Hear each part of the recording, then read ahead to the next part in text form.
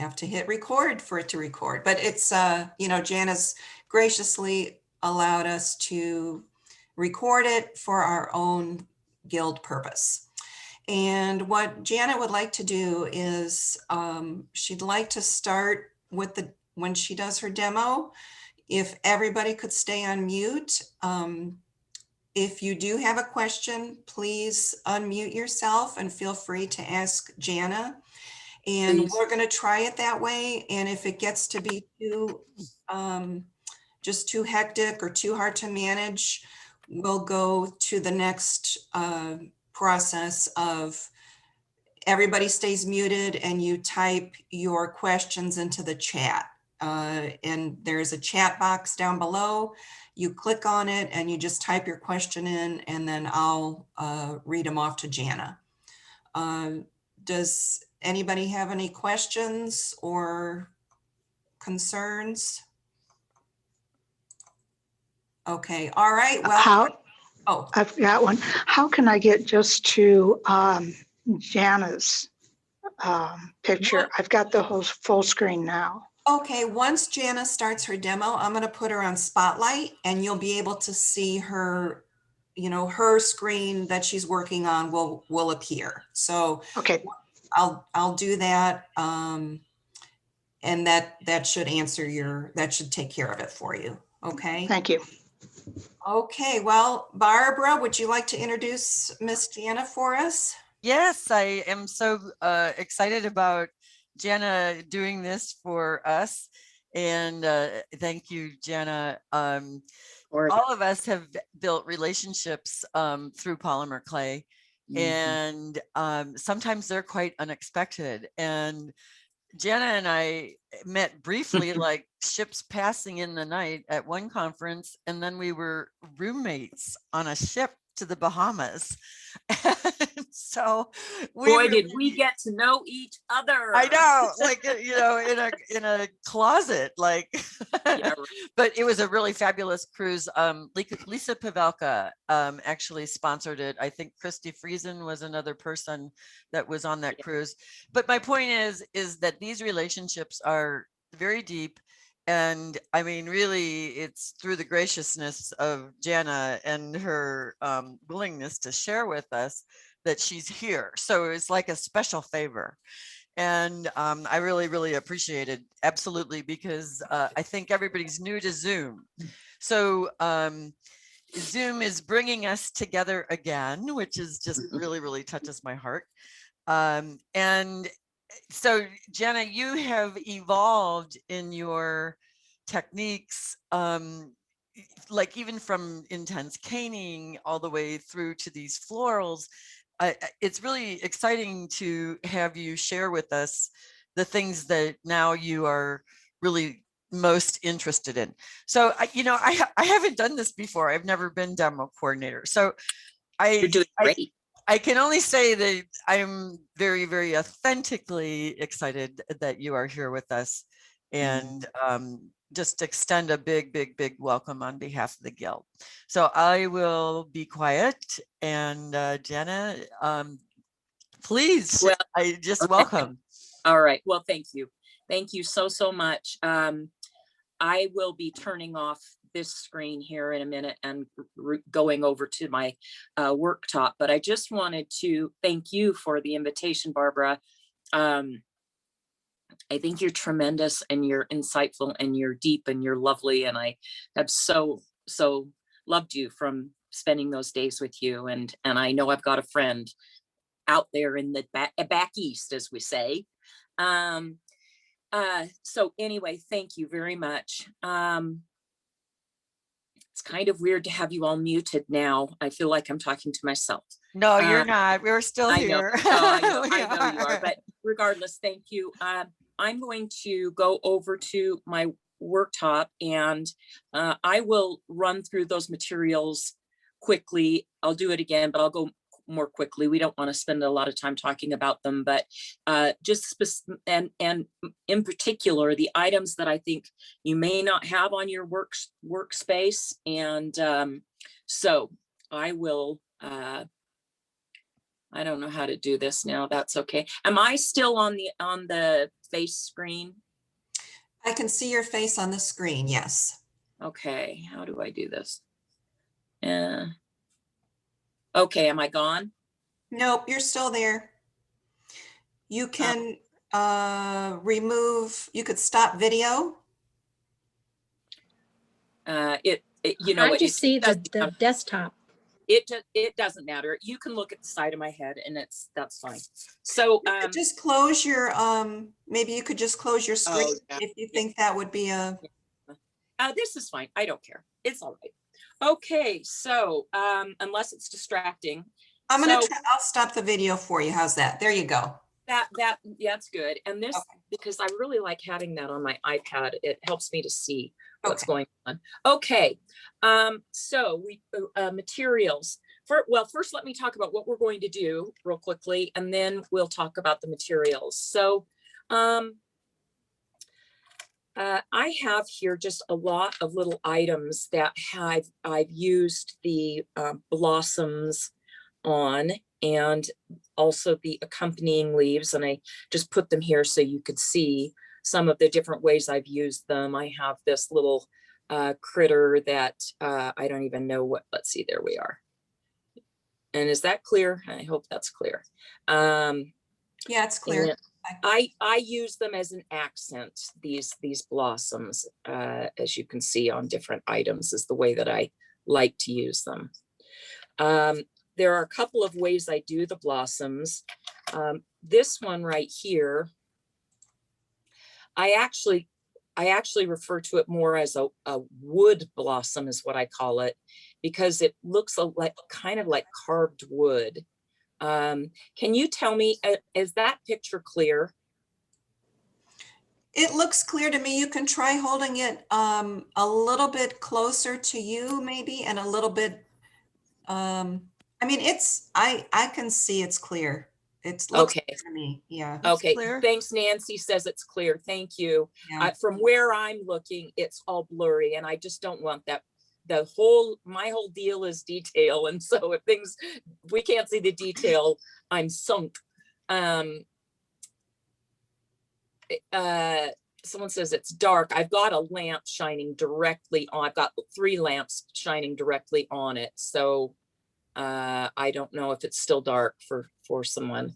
You know what, you might want to try to put it, you can try showing a little bit to your right and then down a little bit. Sometimes when you pull it away from the camera, we can see more details. I mean, I can see it fine. I can see it. And that's what I'm wondering is where I put this. That's where good. is it the most clear? This kind of is. That's good. Okay. All right. Good. So can you see? You know what? It's really good that it's in front of that blue slab, because that provides a solid background for what we're seeing. So, you know, I mean, that actually helps to see some of Someone is saying if I hold it in my palm. Yeah, that's good. Okay. So can you see the little ridges in this? Yes. Yeah. And that's kind of gives it that look of wood, of carved wood. And then there is the one that I actually call the paper blossom, which there are no ridges, but boy, is it ever paper thin. It's super delicate. I love this example. It reminds me of a hydrangea blossom. And let's see, did I get out of the right range? I think I did. There you go. There. You can see how thin those layers are. So delicate, but super, super durable. And especially because I use Kato clay. You could use Pardo. Is that right? Pardo? No, not Pardo. Cernit. Cernit is super durable as well, as is the Fimo. I'm so out of what the different names for Fimo are. We used to call it Fimo Professional, but then I don't think they use that name anymore. But there's the soft, and then there's the other one. The other one is pretty strong as well. Regardless, I've had people use Primo to make these, and it's a little bit more difficult if your Primo hasn't been leached, so that it's got some rigidity to it. So if you know you're using Primo, be aware that next time around, next time you try it, other than today, you may want to leach the clay and get it a little stiffer. And then when you cure it 25 degrees hotter. You cure your Primo at 300 instead of 275. Your any clay, you're going to get a much stronger end result. The downside of that with Primo is that you are going to get a lot of color shifting. And so you kind of have to just take that into consideration, that might happen, but you're going to get a stronger end product. Before I move on, does anybody have any questions about clay? Yes, I'm going to ask a question about alcohol inks in the oven and color shifting. Okay. It's not really a question. I'm going to ask you to explain. Yeah. I took a breath and said, okay, because that's a whole thing. Yes. Alcohol inks are going to change in the oven. I'll just talk really quickly here for a minute about alcohol inks. My experience with alcohol inks has shown me that the colors that seem to change the most are ones that have a yellow base to them. So the magentas, they have some yellow in them, and they'll turn just kind of hot pink, go much more yellow, and the blues fade away. Blues do darken a bit, and browns, because they have yellow in them, are going to go orange. They just all tend to go orange. Now, a lot of that doesn't happen. The magentas definitely in the oven is when that change takes place. But with the browns, I have found that the change does not take place during curing so much as it does over time.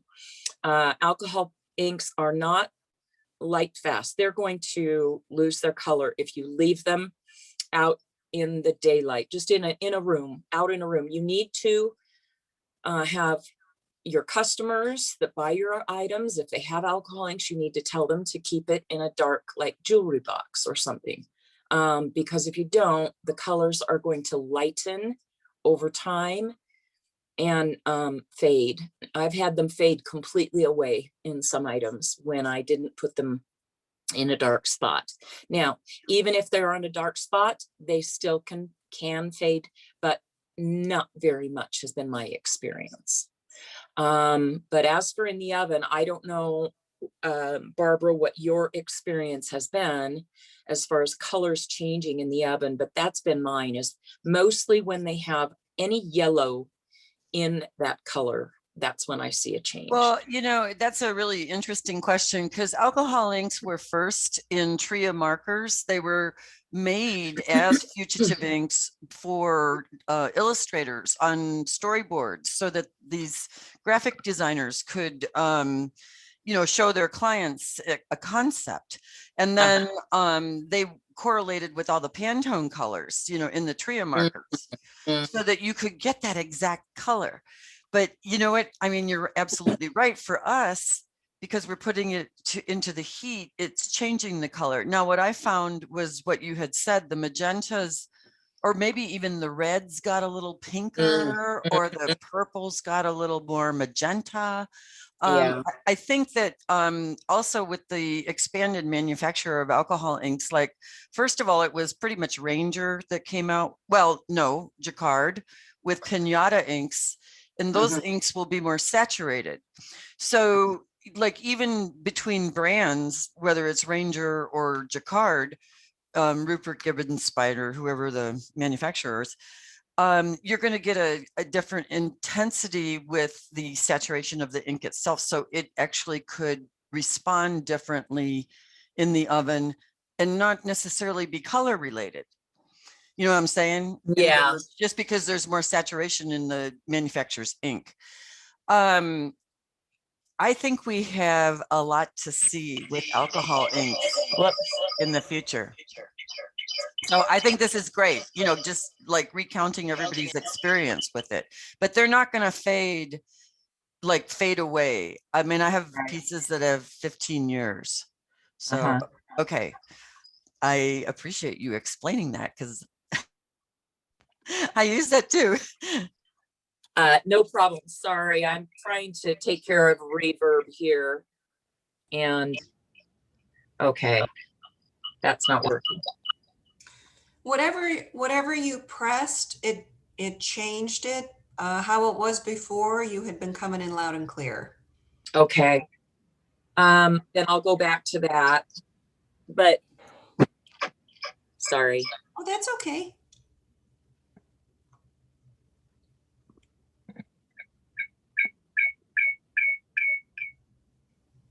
This is something Okay. that is really Okay. appreciated, everybody's patience. I mean, it Oh, happens yeah, with yeah. everybody.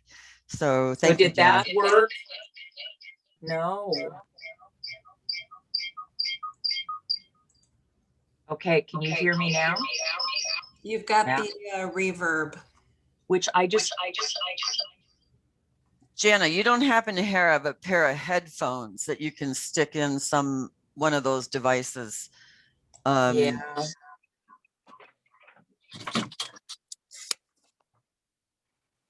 Sorry. No, it's happening. You know what? Everybody that I have noticed within any class or any kind of demonstration via Zoom, it doesn't matter who's facilitating. It's really, I think we're all learning too from the different experiences that we have with this virtual contact, And so, I mean, it's definitely a learning curve. Sometimes I'm fascinated. Everybody's doing great. What does that do? Now you're a little bit echoed. Okay. Yeah, we've got some people saying you need to stop the audio on one of the devices. Well, that's the thing that's so weird is that I have stopped the. Yeah. Okay, wait. Okay. All right. There's another place to stop it though. Okay, not I just the I mute just, button. yeah, I just did that. Does that work? Help? Yes. Yeah. Much better. Okay. Yes. All right. Cool beans. All right. Yeah, the mute was not working. You're right. Who just chimed in. I had to go directly to disconnect sound. Okay, now Here, Jana, your screen looks great. So you're good. does it? I was just going to ask you that. This looks great. And let me just ask you, because I'm looking at this on my iPad while it is filming above me from my camera. And I want to make sure where my hands are to the right, Yes. is that the edges of the screen? Left and then right. Top to bottom, we're like here, right? With my Yes, hands. your left hand, if you bring it a little bit closer to you, that'll be where go. Okay, right there. A little Right bit there. A little bit back. That's about where you're seeing there. Okay, that's good. But you see me real good right here, Yes. and that's what matters. You're perfect. Great. Okay, folks. So let's go to, thank you for putting up with that. This will work. I've got headphones in. So materials. Aside from the basics, I talked about that you would want some Play-Doh. And most people don't have that. That's okay. When we get to that point, I'll give you, there are options, but just so you know, we are going to be using some Play-Doh, and I'll talk about that when it comes into play.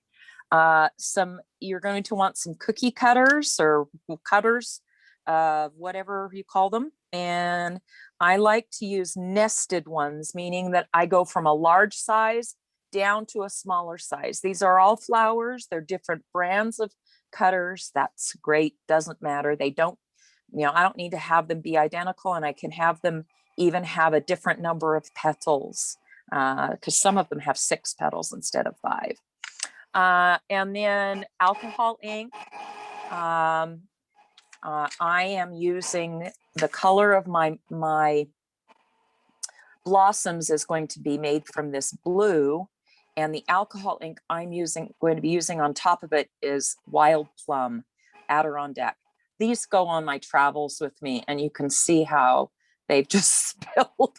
I've opened up my luggage more times than I can count to have a bag full of mixed up alcohol ink. And anyway, so that's the color that I'm going to use. And then you will want a glass work surface or a completely smooth and shiny ceramic tile, and rubbing alcohol to clean your brush, and you'll want a paintbrush. And then I use this. This is one of these make and clay tools that I for years had and never used them, couldn't find a use for them, and now I use them all the time. But it's clay scratcher tool. You can also use, this is, I believe, a Kemper brand. And the reason that the deciding factor on what ones I like is if these wires are stiff enough. I've purchased them before where the wire is just super flimsy, and that's not what we want. We want very stiff wire. I think they're carbon steel is what they're made from, the tines. And then the only other things I can see that might not be right in front of you in your toolbox, a ball stylus. You can use any number of sizes, just so long as they're big enough. Like this right here is big enough. That one's super big. I might use a little bit, but something like that. And then this is way optional. You either want an X-Acto knife, or this is one of those ones that the blade rotates as you use the blade, so it helps me make swirly marks into the little blossoms. So those are the items. The clay itself, as I mentioned, this is what I'm using for the blossoms, and then I have some green here to use to make some leaves. This is just some extra clay I brought out in case I decided to get wild. Okay, so you kind of can see all these different things. I'm going to get rid of them now. This is a really big blossom here that I made from a, gosh, I think they were like a big, huge leaf cutter. And of course, you don't have to have cutters. You can cut out these things by hand. All right, so let's set this all aside. The first thing that you are going to want to do is to roll your conditioned clay for the blossom out to a number 6. Now on my machine, a number 6 is, my machine starts with a 0. So you can adjust accordingly. Mine's an Atlas, but it doesn't matter. Every machine is different. From one Atlas to the next, the numbers are not going to roll the same thickness, most likely, but it's also not super critical. So let me roll that out to a 6, and I'll show you what that looks like.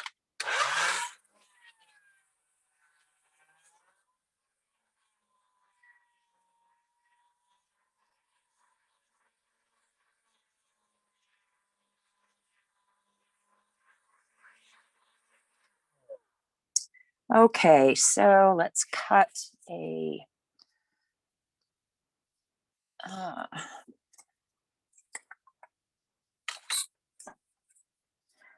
you can see that? Yeah, we can easily see the thinness. Good. I mean, that's probably a millimeter, something like that. All right, so what I'm going to do now is to cut out 4 different sizes. You don't need 4. You can just do a singular. You don't even need to do multiple sizes. But you'll see what I'm talking about here as we move along. I am going to do 4 in descending sizes, just so that you can see the full effect of this technique. So there's the largest, and then, is that the second? Yeah, that's how it goes. I don't like these plastic cutters. They don't dig all the way through the clay, but gratefully that doesn't matter for us. I think I'm missing one. You know what? We're going with 3 because I don't see my tiniest one here. So we'll do 3. If you did 4, then that would give you an even more involved and fluffy, if you will, blossom. So let's help this thing along. It didn't cut all the way through. All right, so the first blossom I'm going to show you is going to be that wood blossom. And there are a few differences in making it as opposed to making the other paper blossom. What you want to do is take a tile, and you want to secure these down onto your tile spaced apart so they've got some room around them. Now, remember I had told you that you were going to need a glass work surface, and that if you didn't have one, you could use a tile instead. That is not what this is right here and now. On the wood blossom, we end up working on a little tile. It's when we make the paper blossom that you'll be working on on your glass work surface. And if you didn't have one, when we do the paper blossom, get a larger, smooth and shiny tile, and you can work on this. I hope that all made sense. So in addition to the shiny, smooth tile, if you don't have a glass work surface, you do want a little tile. So I've cut those out. I've placed them on here. And the reason that I've placed them far apart is because I want to be able to, first of all, I want it to be on a tile so I can turn it as I work with this. But I'm going to be taking this wire brush, and I'm going to be pulling back on it, laying it down on a pedal, pulling back, and then making these grooves. And if I have them close to each other, it's really hard to work on one if you have another leaf right next to it. So that's why we space them out. And so you just come along, and you can do this make as deep a groove as you would like, or you can just go lightly, and make little scratches. I like how extreme this looks, and it really does give the look of carved wood when they're finished. So the technique for making these scratches is that as I'm pulling along, I'm pressing down quite firmly, but it's not until I get to the very edge of the petal that I really press hard to dig down and through that edge and get it to kind of splay out nicely. So I'll come along again, and it's just really when I get to the edge. And you may, as you're going along, you may pull out chunks of the clay and be left with, gaps. That's great. That's part of the look. All right, so let's go through and do all of these. Keep cleaning your brush off.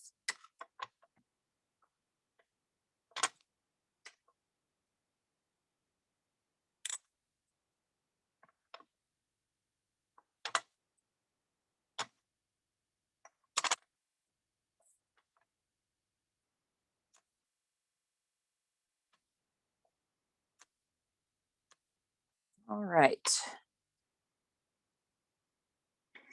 And you'll notice too that when I'm pulling out on this brush, when I get to the edge, I go a little slower because if you don't slow down a bit, you tend to break off the little tips instead of leaving these nice jagged pieces coming out. So come along and then slow down and press down. And now you can see why I really prefer having this very stiff brush as opposed to a flimsy one, because I really do use quite a bit of pressure to get that toothed edge on the petals.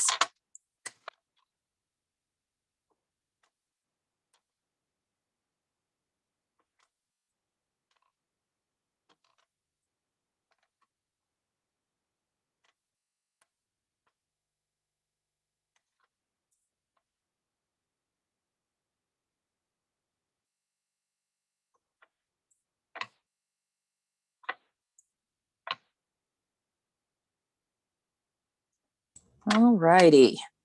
So of course, if you decided to do 4 different sizes, then you would do that to the 4th one as well. And then you'll want to take a toothbrush and just gently brush off any of the crumbs that might be on there. Okay. Now, you want to dip your, have some paper toweling, which I've got off screen here next to my alcohol ink. And get your brush nice and wet with the alcohol.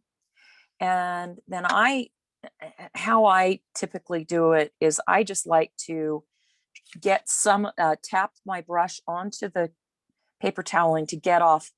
You don't want your brush dripping wet. Get most of the moisture off. And then just put a droplet right onto the brush of the color, the ink, and start brushing it on. The reason that I really, I just dipped into the alcohol to get it a little bit more fluid. But the reason that I don't like to have a lot of alcohol on there is because it will dry out your clay. So when you're working with alcohol inks, it's really a dance because, you need that alcohol to, get the inks flowing, but you don't want so much that you are going to dry out your clay. So I'm kind of looking at this and it looks just a little bit too, there's just a little bit too much alcohol ink on there for my liking. I dipped my brush into some alcohol and I'm hurrying and just brushing away some of that ink. And then I'm going to dab up the excess gently with a little bit of Kleenex. Now you can see that took away excess. So come along and do the same thing on all of them. Just being mindful that you just don't want puddles of alcohol or alcohol inks to sit on your clay for very long because it will dry it out, especially because we're working with thin clay, especially and only, I should say. If you're working with something chunky, it doesn't matter. It's when it's very thin that it does. All right, so got that one done. I'm going to kind of dab the excess gently. Okay, and the final size.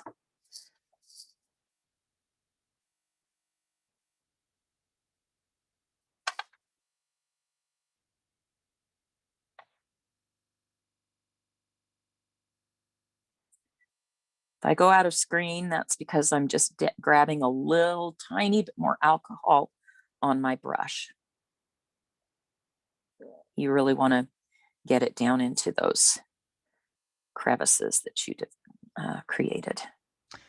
Jana, people have asked me like difference between 70% or 91% because of its scarcity right now. Yeah. So are you using the high test alcohol or? I think mine is the 70. I just, because it's hard to come by, I take what I can get. This is 70. I have found, I think that the 90 melts my brushes. My paint brushes. I never did a scientific thing, but I think probably the alcohol might even react differently to Primo clay than Kato clay. Oh, It well could. Because while you were saying that, that was going through my mind, because I use a lot of alcohol inks myself too. So it'll be interesting, moving forward too. I'm going to keep these things in mind. Thank you so much. Yeah, for sharing. yeah. Oh, you're so welcome. These are the important things. That's the thing. It'd be impossible for me to teach without telling you the ins and outs of what I've learned, because it's the difference between success and failure, often. And so these little tips and things just really matter. Okay, so I think that, I could sit here and let these wait a little bit and let these dry a bit more. This one that I did last, I see just a little glossy, but I'm going to move ahead. I would advise you to let them sit for, I don't know, maybe 10 minutes or something, especially if you're using a soft clay, because, that's when, if your alcohol inks are still a little bit damp or haven't sat for very long, you're just going to have a goopy mess in your hands if your clay is very soft. So what I'm going to do next is, of all things, for the next step, what I like to use is the end of like a paintbrush. This is my rubber tipped tool, anything with just a rounded end on it. Because what we're going to do now is we're going to take and stack these on top of each other gently. Just lay it down. Don't press anything. Just lay them on top, with the smallest on the top. The largest is on the bottom. When I lay them on, I like to kind of rotate them so that the petals are offset from each other on each layer. Did that make sense? Yeah. Okay. Now, Yes, it made total sense. perfect. I'm going to pick this baby up, and I'm going to take this tool end and I'm just going to press it into this trio of petals or of flowers. And I'm just going to start squeezing on the bottom here to make a little nub that I can hold on to. Okay. So now I'm holding on to this. And at this point, it's just a matter of squeezing in a little bit more. And I have my flower. Now, you can see here the back is still blue. And a lot of times I've tried several different things. I've tried actually painting inks on the backs of the each individual piece before I put them together, so it's on both sides. But it messes with these lines, these grooves that we've made, and I've just found it's unnecessary to go to that hassle, because what I like to do is, after it is cured, then I'll just come along with a paintbrush and just quickly go and touch up the back with a little bit of watered down inks, and it's great. Okay, so you don't worry about that right now. All right, now we're going to talk about curing. I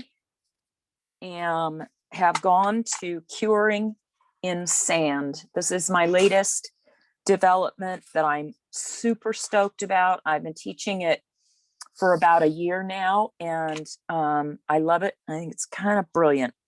So we all know about curing in cornstarch or baking powder or on top of fiberfill, or there's all kinds of things. But and I have been one to cure on baking powder. And the reason that I had done that instead of cornstarch is I found that it tended to stick to the raw clay a little less than cornstarch did. So I started using baking powder. But there are so many issues, because I always have things that are dimensional. And so you need something that's going to cradle your work during the curing process if you make things that aren't flat on the back. If it's something that's flat on the back, I just cure it on a tile. But anyway, so given that this is not flat on the back and it has all kinds of dimension, I would have in the past put it in a bed of cornstarch or baking powder, What happens then, though, is that that baking powder creates an insulation on the back of your piece, and that's quite a good insulation. It really keeps the heat from hitting the back of your piece. So when I get it out of the oven, the top here would be cured, but this is still brittle down here. So I could have cured it for much longer, but then you often run into having your colors shift or change, which is a huge thing, especially with Primo. Kato gratefully doesn't have that problem quite as much. It doesn't shift quite as much. But so I after years of messing with this, and then the issue of having to scrub it off the back when I'm curing one of my finished pieces. Let me find one. Yeah. So this piece here, I cured it and never, I backed it, but never cured it. And so it's cracked, it's old, but it gives you the idea of what this looks like when I had put a backing on it. Well, a lot of my items, again, when they're finished, they're not flat. This one is, but a lot of them have, undulations or even a bale or something on the back that makes it so I can't lay it on a tile to cure it. And even if I did, it would make my back shiny. So if I were to, cure this front part after I make it, that's all cured, back it, put it in a bed of cornstarch or baking powder to bake it, what's the thing that's not going to get cured or get cured the least? It's going to be this last part that I put on. So it's never been through a curing before. And now the curing I'm putting it through on, it's insulated on the back. And I don't want that, because typically I'll have a pin back or a bale back here. I want those things super secure. So all of that to say, it left me really needing to come up with a solution. I knew that if I ever cure on glass or on metal, my pieces are fully cured, they're great. So I put my little brain into motion and thought, what is malleable, but is made of glass or metal? And I thought sand. So that is what I cure in now, because it's malleable. I can put it in there. I can even move it up and around a piece to support portions of it. And then the back gets super cured because it's got all that reflective heat coming at it. So I can put my piece in like so, and now it's all supported, except for up under some of these other petals. Now, I know that with Kato clay, that's okay. Those are not going to collapse. They're rigid enough, but a lot of clay isn't so rigid. So that's where this Play-Doh comes in. I use Play-Doh all the time in my work. I go through a big 5-pound bucket very regularly. And that's because it doesn't stick to the clay, and you can take it and set it in places to support your pieces. So I can put it down here, make it very flat with my fingers, and put it down and in between the petals. And it will hold them up. It keeps sticking to my fingers. Hold them up during the curing process. And then when you take it out of the oven, these are hard then, of course, the Play-Doh is, and you can just pull those out and ditch it. I'm going to show you a couple of things. So here is the type that I got off of Amazon that is the right kind of Play-Doh. The kind that is not right, my iPad is sitting on, so I can't show it to you, but it's Crayola brand air dry clay. It is very wet and heavy. It almost feels like an earthen clay. And it too, will cause an insulation. And you need to remember that, that this Play-Doh is also an insulator, which can keep the clay from fully curing anywhere that Play-Doh covers. So it's best to, when you put it in, to either make it quite thin, so it doesn't, there we are. So it doesn't have a bulky mass that will insulate, or that it is not touching the clay. A big blob is not touching the clay directly. And what I mean by that, I'm going to show you very quickly with this piece. So this is a piece I made where when I cured it, it's all cured, it has not been backed.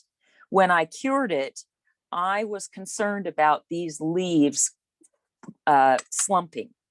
So what I would do is I would take a wad of my clay and just come and set it right underneath the tip there.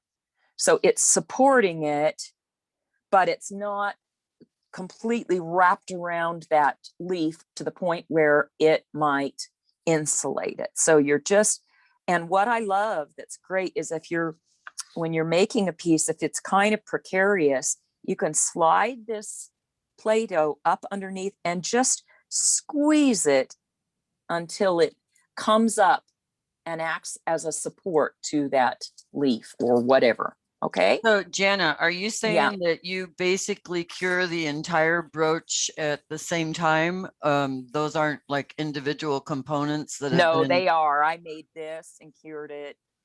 I made these rocks and cured them. I made the leaves and cured them. And then I put them all together into a little ball of clay. I shoved them all in like a flower arrangement. But while you were curing the individual leaves, you would use the Play-Doh as a prop. No, I would put them in the sand. Oh, okay. All right. Right. Because you can imagine how nicely those just would snuggle down into that sand, and the sand supports the whole thing. Anna, can I ask what sand are you using? Is that something you Thank you. I'm sorry, I skipped that whole part. You want to use craft sand, is what it's called. I really have experimented because I was concerned that maybe if I got a color like black or something that, or any of the colors, if they had dye in them, because craft sand comes in colors, and that it would, dye the clay piece. And I've used black and white and natural, and I found nothing comes off onto my clay pieces. What I will tell you is do not get fine sand. You can't use the sand that, say, you put into a sand pile, because that has dirt in it. And that will stick to your clay. It needs to be craft sand. If it's fine sand as opposed to coarse, it is going to stick to your piece. So you can see I've got real chunky white sand and then a little bit finer grain black. I kind of mixed two together, two different colors together. I have noticed I used to be able to find this a lot more in the coarse size, but when I went to buy some the other day, I found that on Amazon, I couldn't find really any coarse. So I ended up going to eBay. Was it eBay or Etsy? Etsy. I found a guy through Etsy. And if you just go onto Etsy and Google coarse craft sand, you'll find some choices there. Etsy was better than Amazon. And the new color I got, it's just kind of a blend of natural tones. It just looks like beach sand, but it's very coarse and it's not got dirt in it. It's craft sand. Okay, thank you. You're welcome. Was there another question? Nope. All right, so we got to hustle here. Let's do, let me show you how to do the paper blossom, since that's what you came here for. I'm going to cut out another blue, and I'm going to just do, boy, that I need my X-Acto.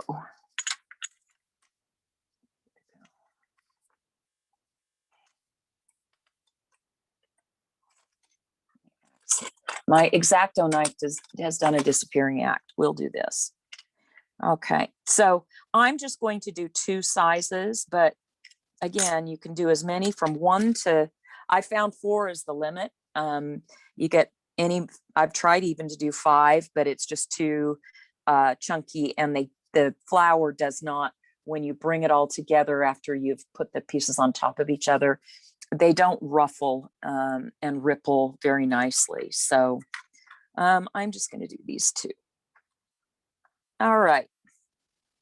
So the difference in doing the paper blossom is that I do it right on my work surface, and I use I cover it with plastic wrap, and then I get my ball stylus.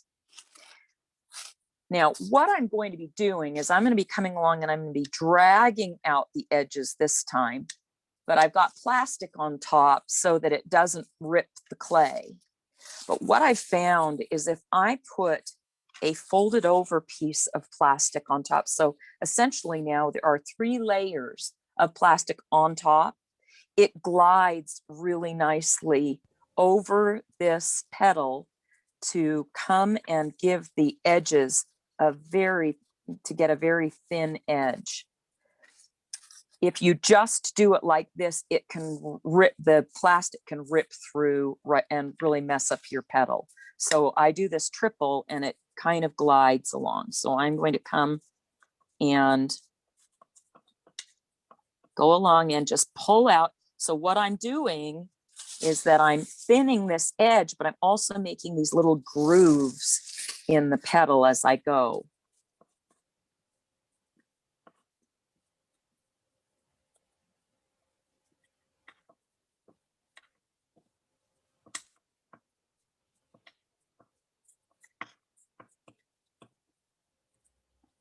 While I'm doing this, I just want to talk for a minute so that I can get this info out there. I have, from my own experience, because I work with very thin pieces of clay, that's my shtick. I love the delicacy, the visual delicacy of very thin things. It's made me dig way, way deep into curing. And I'll tell you, curing is the most important part of the whole process of creating something. It can make or break, literally, your piece. But what I have found is that the clay does not, and I know this, the clay does not cure fully just one time in the oven. If you're making something thick, you would never know that. But when you're making something thick, you learn that it doesn't cure fully. It needs to go in the oven for at least 2 curings to get full strength. That has been my experience. Okay, so I have these here. I could, I'm going to, let's see, what do I want to do next? I'm going to come, and I like using this metal tined brush that you can just get in the hardware store. Harbor Freight has them for cheap. And I like to just tap it, and it gives it these delicate little dots. And then do it on that one. And this is where this tool comes in, this rotating tipped X-Acto, and you can just use a regular X-Acto. I like to come along and just, I am not pressing down at all. I'm just gently swiping it across this leaf to give little tiny veins. I'm not cutting through the clay. Sometimes you might, as you get up to the tip here, end up cutting through all the way through the petal. That's fine, but that's not your goal. You're just trying to make these little lines that, when alcohol ink is applied, gives this very delicate veined look. All right. Now, because of our time constraints here, I'm going to stop there with this. You know that you would just continue, you would do these lines with this on both of them, and just make some outward lines that kind of curve, and they're just barely digging into the clay. And then you would apply your alcohol ink. I'm not going to do that. You've seen me do it before, but it's the same process. Okay. And then again, as with the other one, you're going to just, the other one I showed you, lay that on top, scrape it up, and indent in the center, create a little squeeze and get a little handle going there. And then you can ruffle this as you would. Okay. And you can too, you know, take your rubber tip tool to adjust things a bit if you'd like, and, you know, pull different parts up that maybe didn't go where you wanted them to. And then you bake it in the sand. But remember, it's going to need to go at least twice in the oven to fully cure. The leaf is the same process. I'm going to use the pasta machine. You can come along, you can use a cutter, or you can just cut out the leaf by hand. Get our 3 layers. Jana, how long do you bake for those thin pieces? Yeah, I do. If I'm putting it in a cold oven, I do it for 30. I set it for 35 minutes. If I'm, and I cure at 325, and it's probably more like 340, 325 to 340, and then if the oven is already hot, then just 30 minutes, and then twice do that curing twice. I also keep in mind right now I am going along each side of the leaf and pushing that clay outward and making those little grooves. I also keep in mind when I cure the flour, am I going to be placing it on something that it's going to go in the oven again with that greater item? You know, as I showed you this other piece that that had several, these have all been cured already, but then they're going to go in a second time after I put them together. So I can count that as my second time, if that makes sense.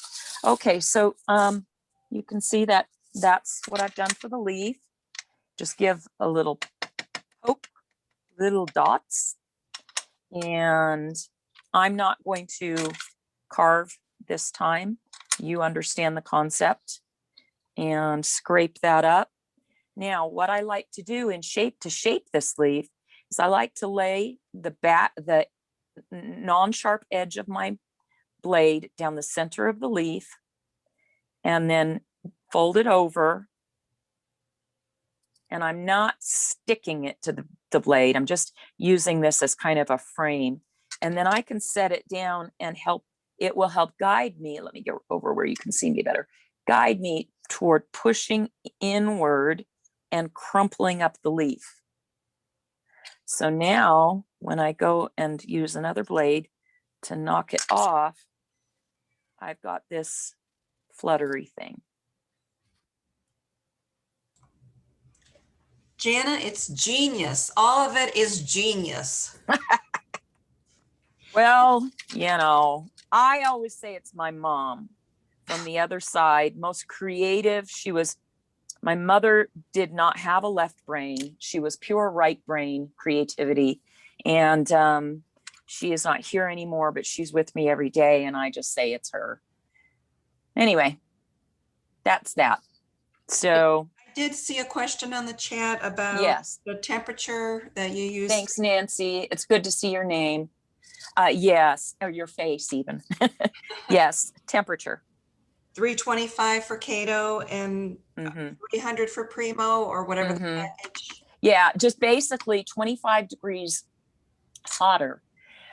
If I can take 5 minutes or even 3 minutes to just explain something, I was trying to make this an hour, but if I can just give a little bit more information, is that okay? Sure. Okay, so curing in my workshops, you know, through all the years, curing has taken up a really big part of my workshops, and I always apologize for it. And everybody's like, no, this is gold. And so it's kind of boring. It's not as fun as actually making the pieces, but it's so crucial. You really need to know your oven. You need to you want to use Tailor Made is the brand of sorry, I'm distracted, of thermometer. I'm gonna grab one. Just give me 1 second. Take your time.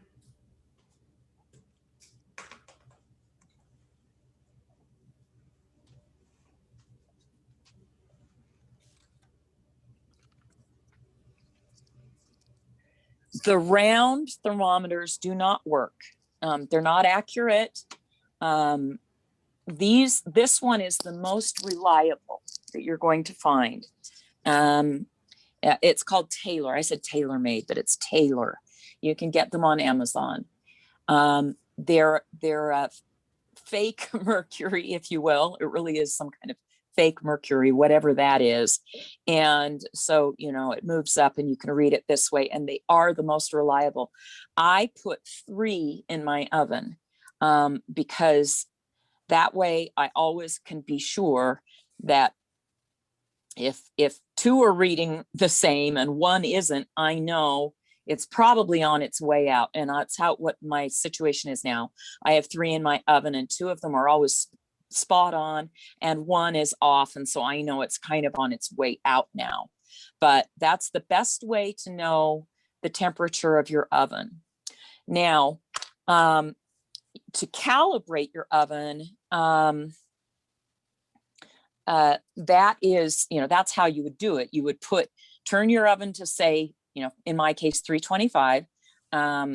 All thermometers are inside. And then after you've given it a good half an hour or something, go, look at your thermometers and see what they read. And if they all 3 or the majority read 325, then you know that what the marking is on your oven is the same as the temperature of your oven. But the best way to know, really, ultimately, what only matters is if your things are being fully cured. So the third thing that you need to do is you need to roll out some scrap clay that's fully conditioned. Clay always needs to be fully conditioned to get a full cure. So roll out some scrap clay to the thickest setting on the pasta machine, cut out a couple of squares and stack them on top of each other. So essentially you have some little blocks of clay. Cure them and do it at different thickness and put different thicknesses in your oven. Then when you get them out of the oven, and they've cooled, drill into them with little hex drill bits that you can, just use by hand. Drill in, and if the little coil that comes out, the spiral that comes out as you're drilling, if it is in one piece and not broken into chunks or wanting to break into chunks, then your clay is fully cured. If it breaks into chunks, it's not fully cured. The other way you know is that the hole that you've drilled has very clean edges on it. It's not a chunky hole, it's clean. That's how you know your clay is fully cured. Jana, that's a really good tip that I've never heard of. I just wanted to let you know, we can't see your work. Yes, sir. I saw that. I Okay. saw that. Okay. Yeah, that's cool. Just so long as I started thinking, well, what am I just talking to myself? But I figured I'd just say the whole thing and see what happened. Yeah. So anyway, yeah. So that is, I would tell, the first thing I think anybody really wants to do to run a functioning studio space or workspace, get that oven to where you can totally rely on it and not be on pins and needles. You work so hard to make a piece, and then it comes to curing it, and that can, in many different ways, kill your piece. So there you go. Jana, did I hear you say you put something into a cold oven? Yeah, sometimes my oven is cold, and I just, people, I don't know, other people have opinions about curing, if you should always preheat your oven or never preheat your oven. I don't really care. All it means to me is I add 5 minutes to it if I didn't preheat it. Mm-hmm. Thank you. I haven't noticed a difference. I would love to know if somebody has, because I know that's legit, and I just don't know that I've seen a difference. Okay. Jana, Someone asked what kind of oven you use. Oh, I love Hamilton Beach convection oven. Best. That's the only ones I've used for years and years, and they last me forever. Yeah, and I'm hard on them. I'm really hard on them. Can I give you another tip? Yes, People can please. people can sign out if they want. Talking about curing, and I have some wackadoodle curing methods that I've had to come up with to make things work. And one of the best ones, now I don't know if anyone here would ever run into this, but I combine ultralight clay I use it often in my pieces. I use it as a filler. A lot of people do. It's like the bead guts, if you will, so you get a lightweight product. But the problem is that ultralight cures at 275, Kato cures at 325. If I go put a very thin layer of Kato on top of some ultralight clay, and then go put it in the oven at 325, that ultralight is going to bubble and leave bubbles all over the surface of my piece. Sometimes it's cool if I'm making an organic piece, but it's not, you can't regulate it, and it doesn't always look cool. So I had to figure out what to do, and I went through several different things, including, heat gunning the entire piece. But finally, what I came up with is that, and I'm telling you this because I want you to think outside the box. So what I came up with is that I thought of this when I said I treat my oven I'm rough on it. I heat my oven all the way up to as hot as it will go. Preheat it. So I let it go for like 40 minutes and get it really hot. And then I take that piece of mine that has a thin layer of Kato on the surface, and then the inside is ultralight. I take that piece and I open the oven, throw it in there, shut the oven, and then I turn the oven off. And then what happens is, this will not work the same in a home oven because home ovens are insulated. It only works in these smaller convection type ovens because the heat drops so dramatically and quickly in those ovens that when I put it in there, that striking 500-degree heat is going to zap my Kato on the outside of my piece, and as it drops, cure the ultralight in the middle, and I don't have any bubbles. That's it. So there's workarounds, and you can play with your oven, and it can become a really masterful tool in helping you to accomplish what you want to. That's good tips. Yeah, I would actually suggest that if you're a new person to the guild, like some of these things that we've talked about with the ovens, I mean, we used to call raising the oven temperature to 300 bumping it, just so that we would completely cure a piece. But I think with the different clay manufacturers, and especially now, like Cernit's got a whole bunch of new stuff. I just want to say for people that are new to start with what the manufacturer recommends. Yeah. And then, you can find out, how your oven works for you and what you may need to do with it. A lot of us have had different experiences with ovens. Even having an oven thermometer go array.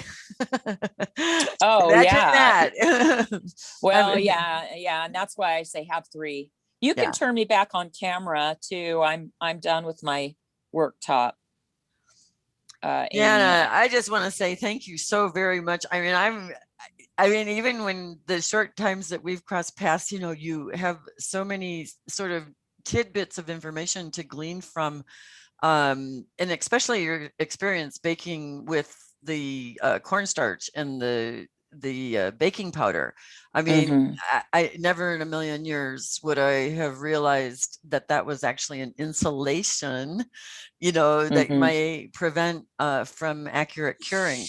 But I certainly appreciate everything that you've contributed, and definitely these you're little welcome. tidbits. So You're welcome. It's the tidbits that help. So, thank you. yeah, and if you do get that cornstarch stuck to your piece, you can scrub it off with mineral oil, FYI, and then Dawn dish detergent.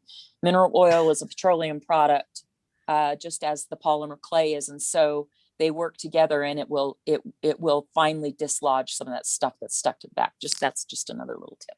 So you're welcome. Thank you for having me. It's been lovely.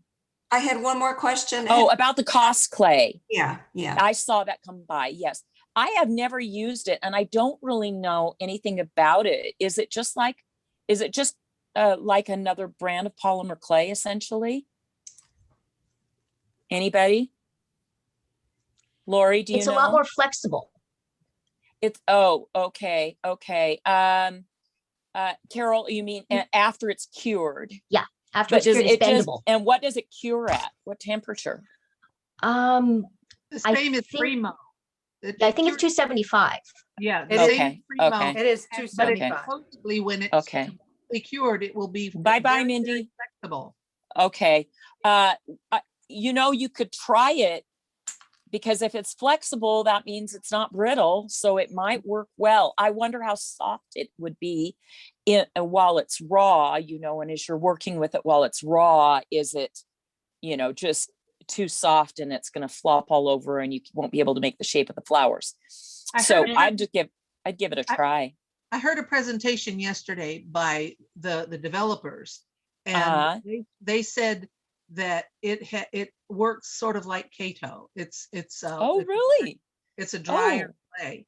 Yeah, they interesting. also That's fantastic. They also said something about it being organic, which I just went berserk over. I didn't quite hear what they had said. It's on Curious Mondo. Their interview with her was that part of the Curious Mondo's symposium that was yesterday. Okay, say that again. Say that again. I got distracted by reading something that somebody posted up there. Barbara, what did they say on Curious Mondo? That what? Okay, Curious Mondo, they were part of Curious Mondo's symposium. I believe it ended yesterday. Yeah, but they had an interview with the cosplay. Yes. And he said, I mean, I could that it's organic. That it's an organic product. And I'm like, what? So I didn't quite understand it. But you know what? I think that I'm actually Janet Hickey was very encouraging when she, we started sort of hearing about cosplay in the guild. So I think it's kind of a new thing that we're just going to have to roll with as we find more information on. Yeah, no, I'm really interested to learn more about what, how they are labeling it as organic. What does that mean to them? It was a word I heard and I went, what? And so I don't know what his meaning was. The Pardo, their big deal was it's natural, it's got beeswax in it, and it's like there's like this much beeswax in it. Yeah. So anyway, that's interesting. I'll have to look into that. And just so everybody knows, they're having a release date of the 26th of February for their deco clay, which is going to be colors. So that's when it's going to be released if people want to try to buy it on that day, because they do sell out pretty quickly. Oh, okay. Well, that's really good to know. Thank you so much, Carol, for that. I just don't know anything about that clay. Yeah. So I bought some to play with, but I haven't done it yet. It's fade resistant. Well, let me know. It's fade resistant. Yes. Yeah. I mean, in the so from what the color is when it's raw to what the color is when it's cured. Is that what you mean? It will vary a little bit, but over time, over the life of the piece, it doesn't fade. But I've never had clay fade. I don't know, but see, I'm such a Kato chick. I don't know. Does Primo, do you find that, or others, do you find they fade over time, the cured piece? My memory doesn't last that long. I don't know. I've been around for a really long time. I Yeah, have you would pieces, know. pieces of clay from 30 years ago, and I never really had fading. Bleeding was at one time an issue. Bleeding, but you've not had but not fading. anymore so much. No. You know, the only fading that I have run across of uh, uh, clay, not, you know, inks, we talked about that already. Yeah, they fade. But with clay, the only fading I've run across is that it kills me because I go back and I get my old super intricate canes out to play with a bit Oh, that I man. made. Some of them, they're 15 years old. When I use them and make something out of them and put them in the oven, the colors all go super dingy. It's kind of, and you know, I talked to Tony Aquino about it, and he said, it shouldn't do that. It's like, it does. So my old canes now are all, instead of bright colors, they're bright as they're raw, but then when I make something out of it and cure it, they go very antiqued, I'll say. So that's the only experience I've had with fading colors. Wow. Well, you guys, I've kept you Jana. for so long. Oh, no, you could keep us here all day. We are so thrilled and so lucky. A big Oh, thank you, Amy. Jana. Thank you. Oh, Thank you. thanks Thank to you. all Thank you guys. so much. You're so welcome. It's been lovely seeing you all. I'm gonna have a spring in my step today after spending time with you. So thanks Well, so you- much, everybody. You don't have to log off. You can stay for some business that we have to take care of. But you know, hey, we You know might what? I'm you going might to just see- get signed up for a board position. So you better be. That's why we don't have a guild in Salt Lake City, is all of us who are here, we said, well, you want to run it? No. You want to run it? No. We said, let's just get together and have wine once a month. So that's it. We don't even do that anymore. But no, I'm going to go and visit my little boyfriend, Hank, my grandson. So I'll go see him and say hello. Wow. So, Thank big you hugs so and much, kisses from Jana. all the guild to your little sweetie there. Oh, he's my boyfriend. I will give him to him. You guys take care. Thank you for including me. I see Cheryl there. I don't see everybody's names, so I know there are people that that are here that I don't know who's all here. I only see 4 people down at the bottom, Cheryl and Barbara. We have 23 participants. Oh, how awesome. Great. And there were great. more on earlier that Yeah.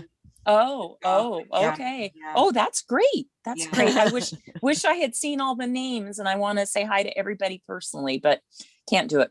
All right, you guys, love you. It's Love been you too. fantastic. Thank you. See you, Barbara. See you, Take Cheryl. See care. whoever is on Bye-bye. here and I don't see your face. Bye. Bye-bye.